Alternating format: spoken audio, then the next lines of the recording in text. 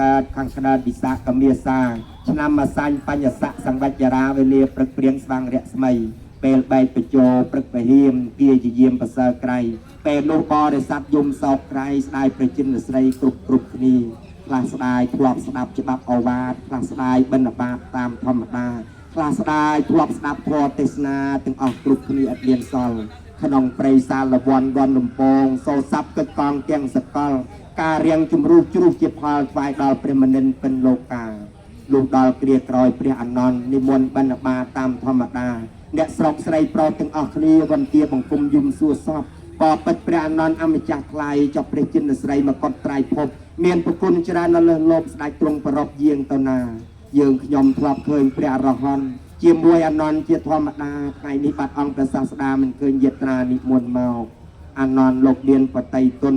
ដោយលឺមហាជនគេសួររោគពីរឿងព្រះអង្គមិនឃើញមកលោកយកប្រហុកទុកភក្ត្រា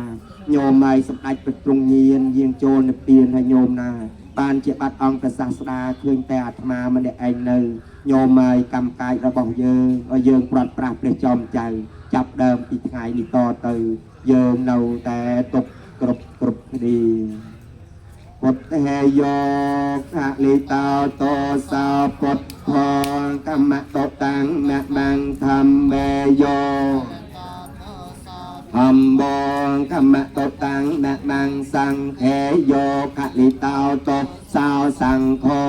កម្មតតាំងមបាំងអ៊ីទាំងវញាតៃណាំងអោតោសុកេតៈអោតោញាតយោតោខាប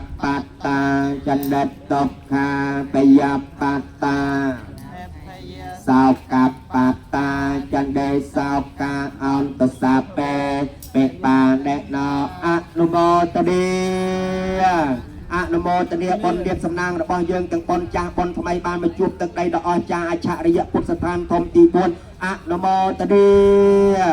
អនុមោទនីបុណ្យនេះនឹងជាបញ្ញរាសីជាកំណោបុណ្យដ៏ធំជាទីនាំមកនៅសុខទាំងលោកកាយៈលោកកតរៈដាក់ដល់នៅព្រះនិព្វានតាមសំគួរដល់ហេតុពិតប្រកបជាពុំខានអនុមោទនី